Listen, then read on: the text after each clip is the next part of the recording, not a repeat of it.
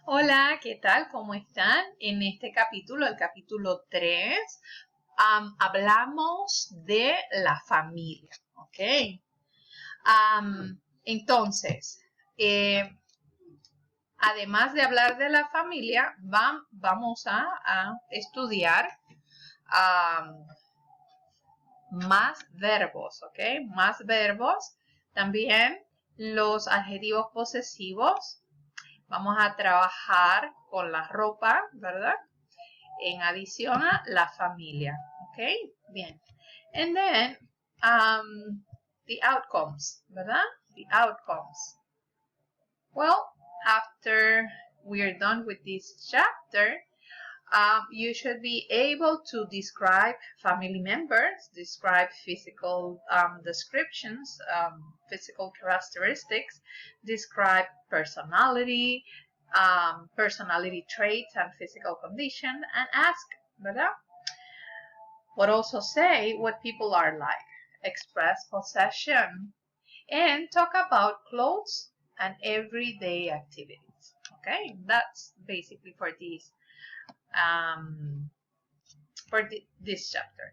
And then the first activity that you have here, and remember, I always suggest to complete this because all the vocabulary, all the structure is given to you within context. And then it's a way to help your brain to organize the new information. Okay, so that's why I strongly suggest to complete, to go over these sections. Okay, and here you should start reading the picture. Okay, take a look at the picture. What do you see?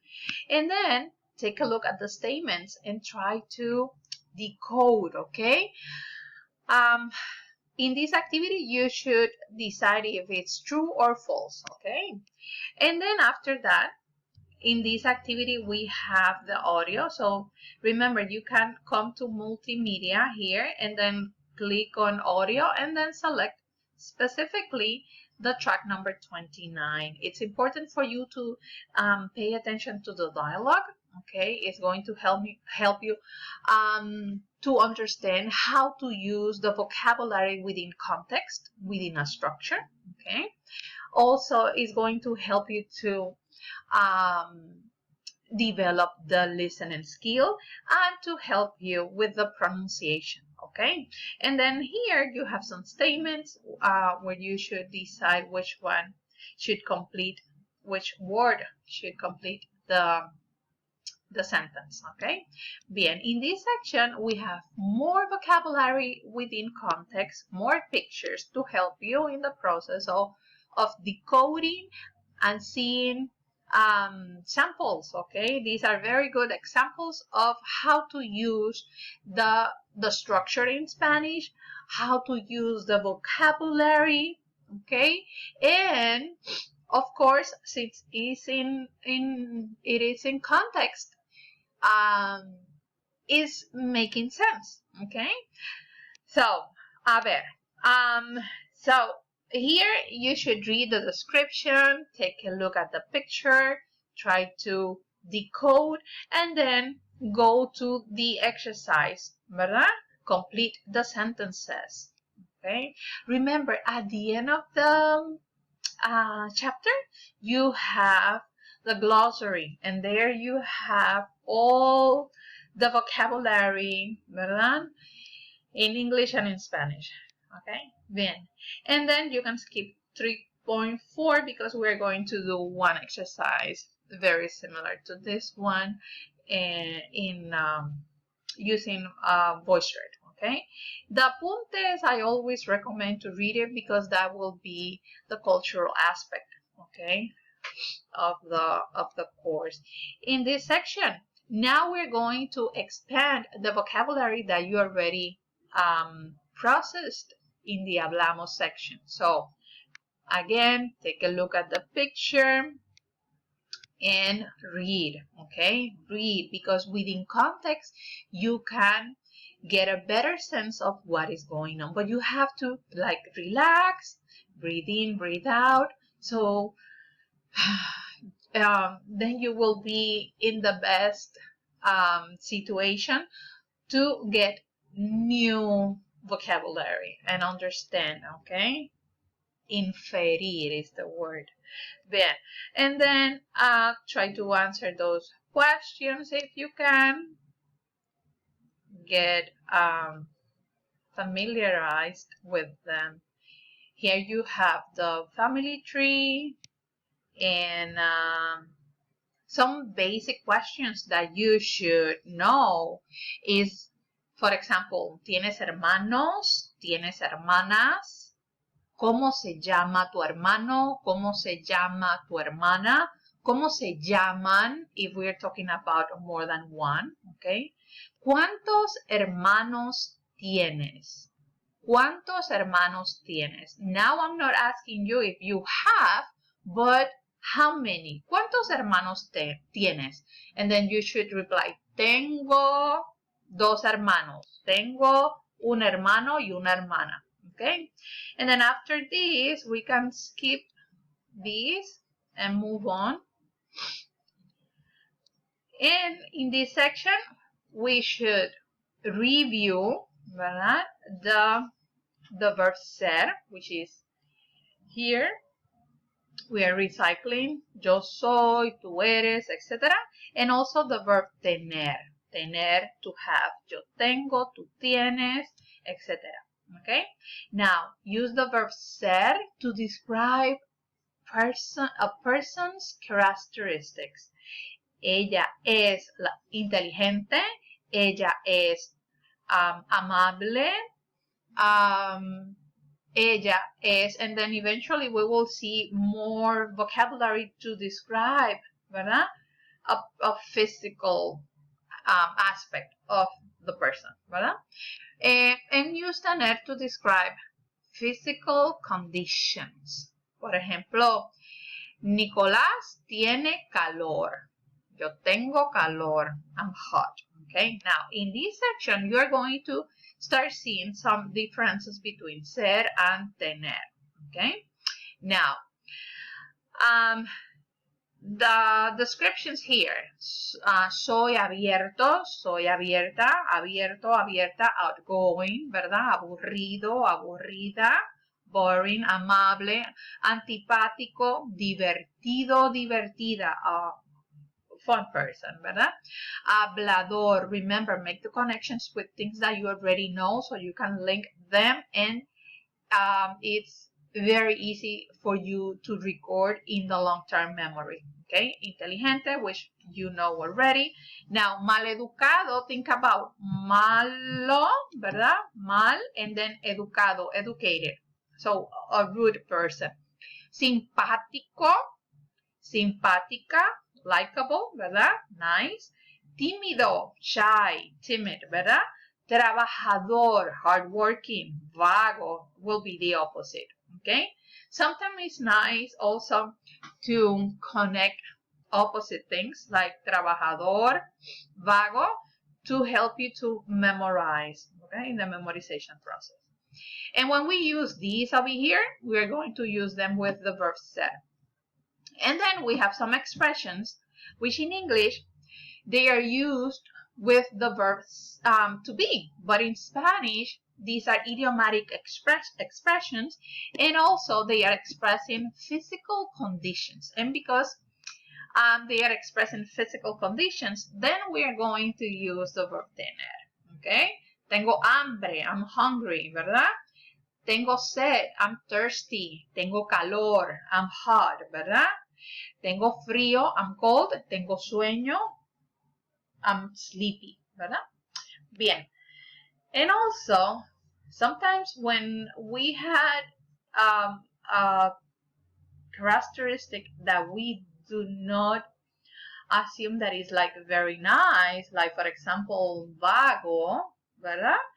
Then you can minimize the impact of mentioning your characteristic by adding un poco, like a little, ¿verdad?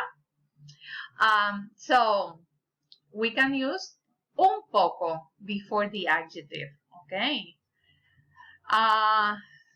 Por ejemplo, María es muy inteligente, pero es un poco tímida, ¿verdad? In this section over here, we have some photos. Take a look at the photo and try to guess which one will be the appropriate description, ¿verdad? El chico, this one, the first one, el chico es simpático o es antipático? Es antipático, ¿verdad? Bien.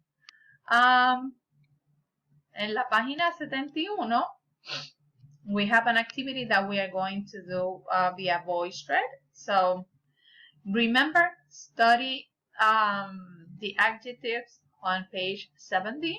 Make sure that you know how to use them. Antipático, sociable, amable, abierto, etc. ¿verdad? And then complete the activity without reading. And then over here, listen to the conversation and complete the missing words. Okay. Again, you can come to this section, multimedia, to have access to the audio number 31. And then we can skip that part. And then we are going to talk about la ropa, clothing, okay? Clothes. Here, el blog de Marina. Take a look, ¿verdad? Para hacer deporte, para ocasión especial. When she is using that la ropa, ¿verdad? Para celebrar un cumpleaños, para caminar por la ciudad, etcétera, ¿verdad? Entonces, acá, so make connections. Here, what is what? Una camiseta roja y pantalones de entrenamiento. Remember, at this point, you should be acquainted with colors. So it will be easier for you to decode these, okay? And then study them, how they are used in the sentence. In this section, we have more vocabulary, okay? And then you should here put them in the categories, okay? Para ir a clase, para una ocasión especial, para estar en casa, okay? Por ejemplo, this one, una corbata para ir a clase, una corbata para una ocasión especial o una corbata para estar en casa. ¿Verdad? Para estar en casa, I don't think so, ¿ok? Para una ocasión especial, claro, ¿verdad? Una corbata para una ocasión especial. Para ir a clase, not necessarily, unless you have to work after that or before, ¿ok? Before the class. Bien. Then we can skip that part.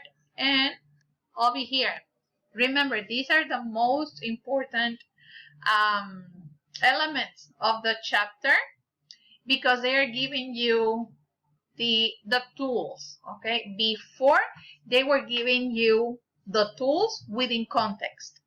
Now they are giving you the tools and some explanations, okay? A ver, so again, they place here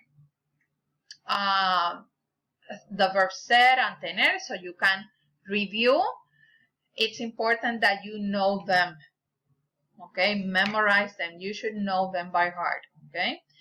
And when to use ser and when to use tener, ¿verdad? Use the verb tener o llevar to describe a person's features or what he or she is wearing. Llevar. Llevo una camisa blanca. Tengo una camisa blanca. I possess versus llevo in this context will be then I wear. I'm wearing, ¿verdad?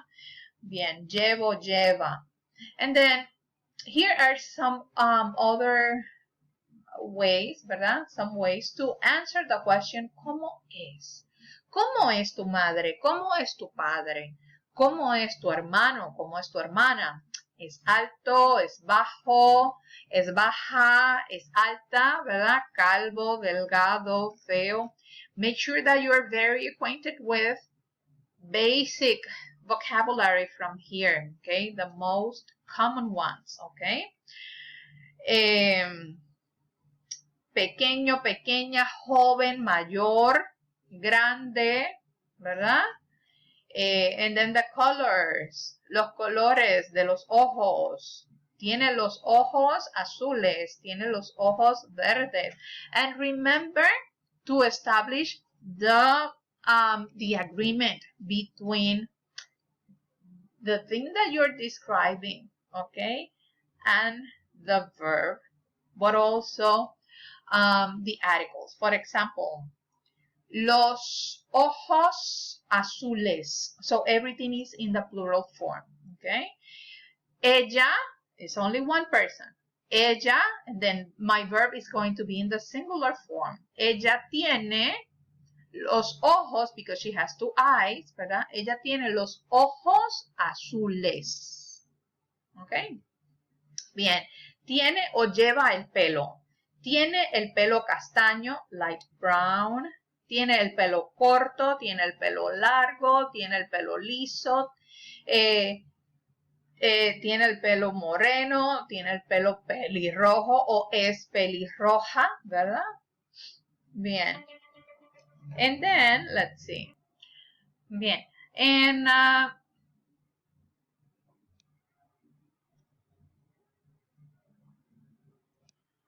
ver, so in this activity, then you have some vocabulary, and the idea is for you to use the vocabulary within context. So my suggestion is to complete it, okay? Bien. Remember, at the end of this chapter, you should be able to describe yourself, and you should be able to say more things than hola, mi nombre es Marilyn, yo soy inteligente. Okay? So you should be able to say, to mention physical characteristics, okay, or personality traits. Okay? Soy abierto, soy extrovertido, soy aburrido, o no soy aburrido. Remember, you can always use the no soy, okay? No soy aburrido, soy divertido, soy divertida, ¿ok? Tengo los ojos azules, ¿verdad? But also, you should be able to describe people. So start paying attention to your family members and start describing them in Spanish, ¿ok? Bien. And then, let's see. Review and recycle the opinion expressions. Para mí, ¿verdad? Pienso que, creo que, en mi opinión, these are very important. And then we can move on to the grammar section. In this section, we are covering the last part of verbs, okay? Now, previously in chapter 2, you learned about verbs that are ending with AR. Now, you're going to learn about verbs that are ending with ER and IR, okay? So, for example, comer. Comer is ending in ER, and then vivir is ending in IR. Nevertheless, they are going to share the same endings with the exception of the verb, the perspective of nosotros. Okay, take a look over here. Nosotros comemos versus nosotros vivimos. But the other endings are pretty similar. Of course, the vosotros is different too. Okay? Bien. So in that sense, it's pretty easy to master. Okay? So basically, if you know ER, you know IR, with the exception of nosotros and the vosotros. Remember, the vosotros is mainly used in Spain, and it is not very popular in America Latina. Okay? Bien. Verbs that are ending in ER.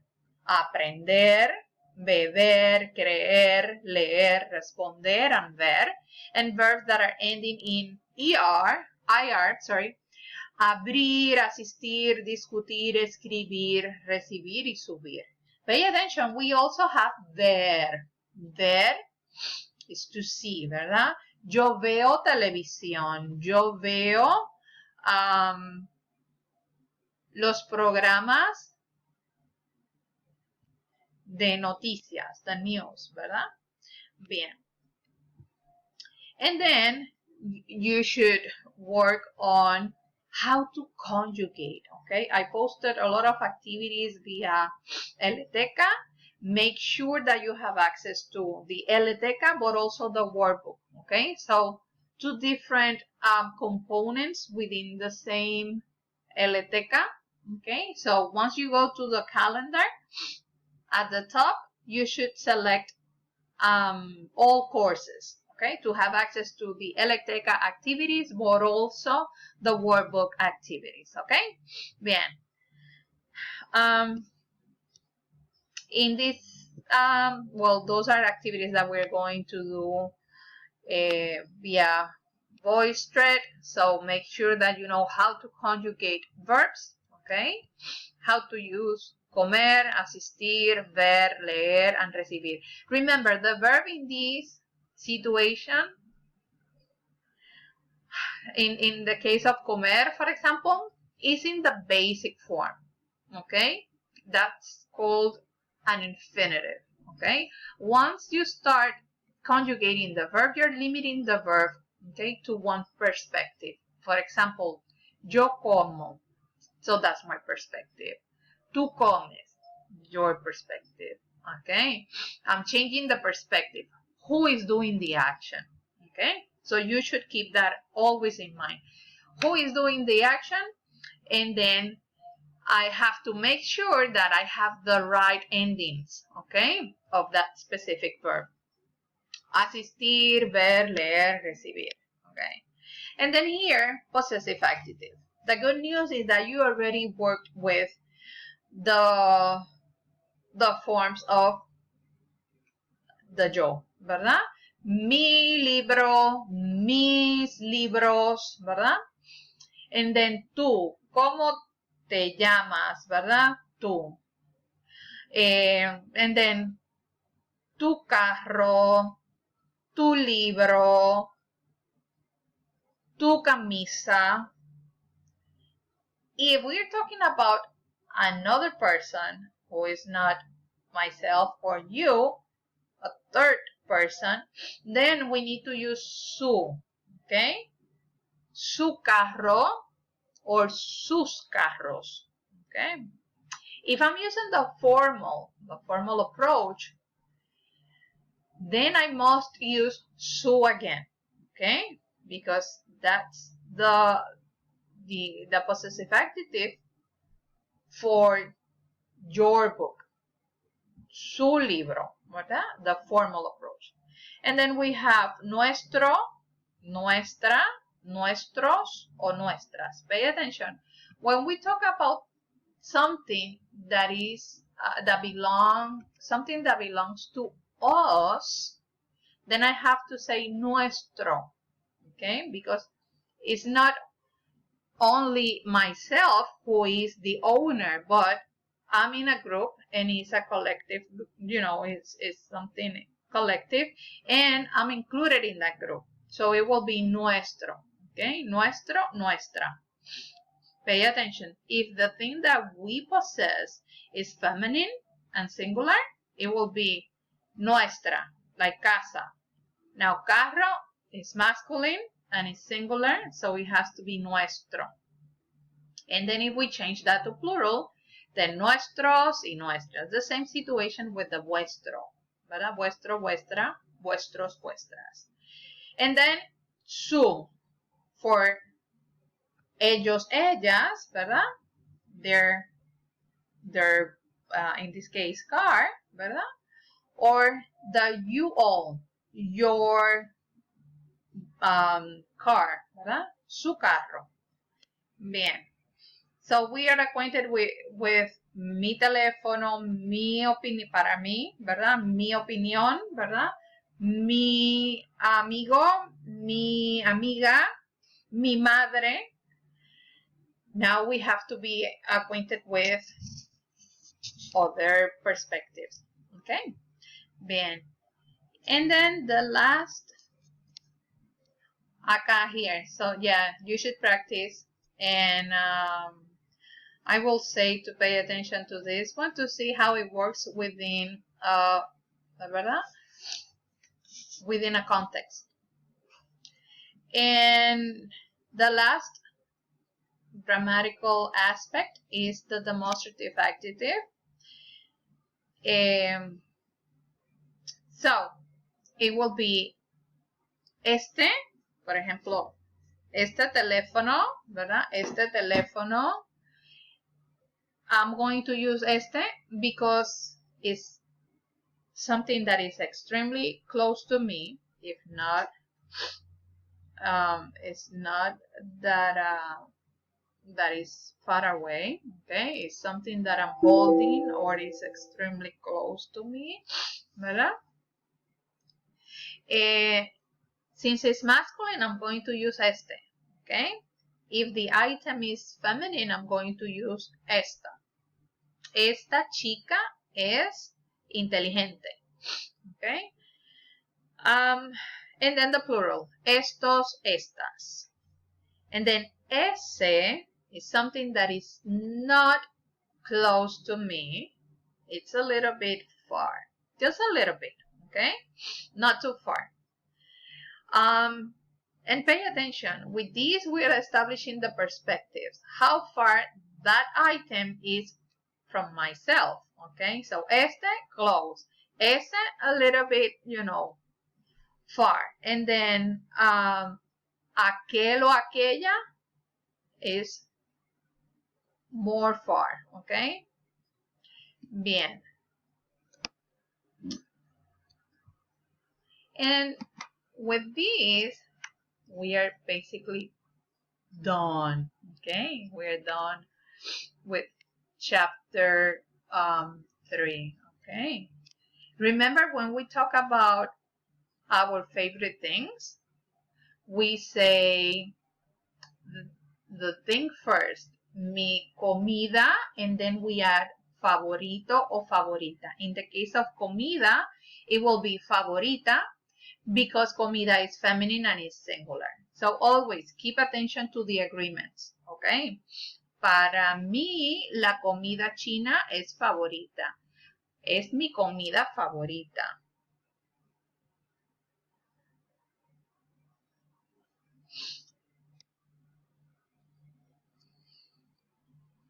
And if you want to challenge yourself, read, okay? Read the section of destrezas. Bien. And the last part of this chapter will be the cultural aspect. Read about la familia mexicana and the traditions, okay? Bien. So that's all for now. I'll see you. Take care. Ciao.